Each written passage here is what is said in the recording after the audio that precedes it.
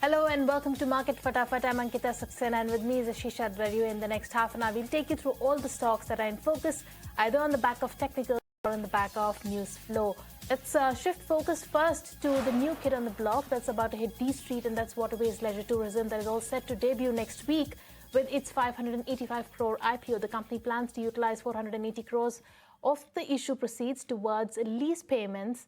Let's find out more about the fundraise. We spoke to Yogen, the chairman of the board, ED and CEO, and Srikanth Upadhyay, who's the CFO of Waterways Leisure Tourism, to understand the company's growth roadmap, expansion plans, and opportunities ahead of India's cruise tourism industry.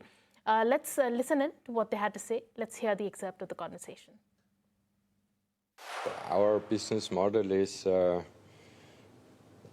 introducing cruising to our Indian guests in India and doing it the Indian way. It's the same business model as all the other cruise lines have. It's the same hardware. We are just doing it the Indian way. Indian way means we take care what goes through the belly. Our food and beverage are very tailored to our Indian guests, Pan India. Obviously, entertainment is tailored to our guests. We have Bollywood, where everybody else has Hollywood. We do Dollywood. And we speak all the languages on board the ship, all the 7, 8 most important or the largest languages in India.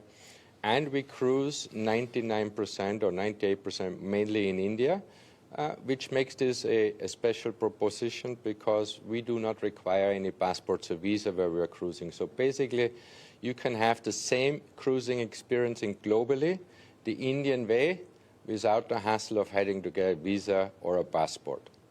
Can you also take us through the pricing as well? Is the pricing also similar to global cruise pricing, or is it much more affordable or in line with what's available in India? That's a good question, but let me maybe start off saying cruising is affordable luxury, waking up every day in a different place without having to check in. So the cultural aspect of how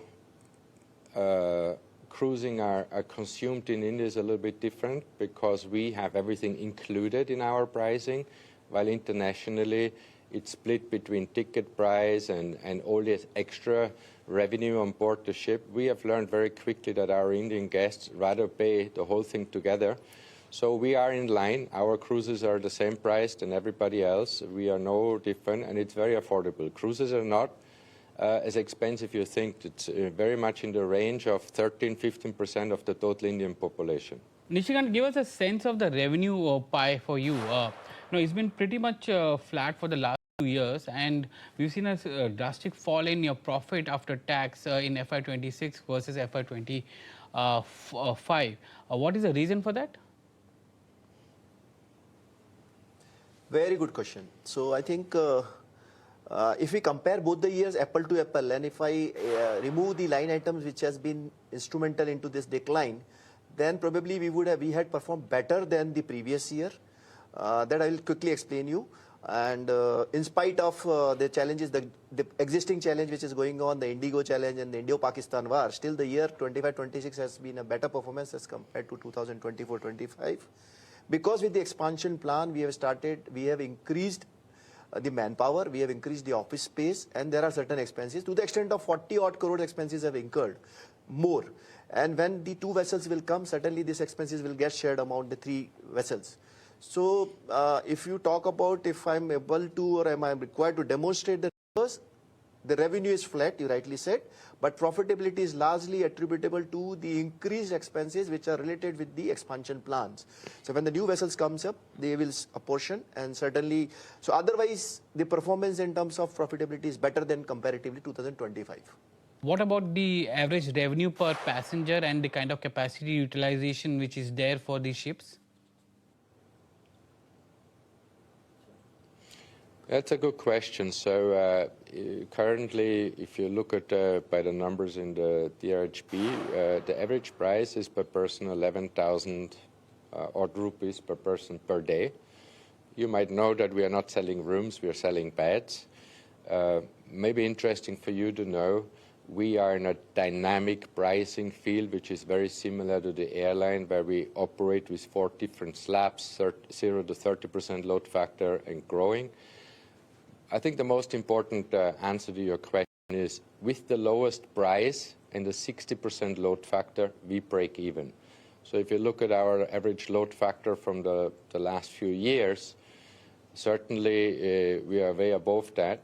But the most important thing is we also regulate the load factor. So very often when we go to a new destination, instead overflowing the destination with a completely 100% full ship, sometimes we decide to go with the lower amount of guests because we want to make sure the experience is matching up.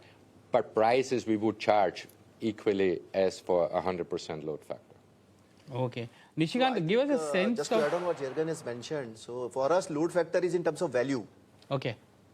So what is the value per ship, per ride that you normally look at? It is 11,000 approximately average per person per day, which is all-inclusive package. And because you have roughly around 2,000 odd guests that can be accompanied. Only around, so. It basically means at 1,400, 1,400 guests at 11,000, that becomes a break-even price for you. No, not no, really. I think that's what my answer was. You can please. Yeah, so you got to understand is, for us, 100% load factor is given the Empress with 796 rooms and 2 guests per room, which makes it 1,596 or 1,596 is 100% load factor. Remember, we're not selling rooms, we're selling beds. But we have a lot of rooms which there is 3 beds, 4 beds for families. So when I have 2,000 guests on board the ship, the load factor would increase to 120%. Give me a sense of the volatility that you face in the 4th quarter and the 1st quarter because of the kind of Middle East crisis, where prices of diesel and everything has gone up. How did you manage that kind of cost and impact of that? It is a futuristic statement. Okay.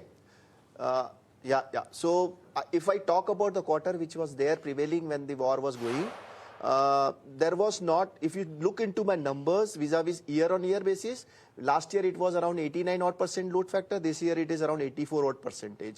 So I think in a way it is an opportunity also, because of the situation, the vacations were in place, so there were more demand. The people were not going out, they were largely placed in India itself.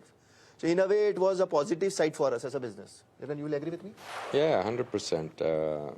Because you don't have to travel, you cut down on this extra flight, going abroad, visa, passports, etc., etc. So, and I'm sure what you're referring to, given the geopolitical situation, there's one aspect which is very important.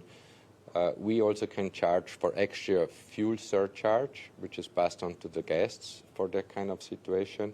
But we are very good in planning. We are very good in managing fuel efficiency and so forth. So the impact was not really that big for us. And volatility is built in our entire business plan by 20% year around.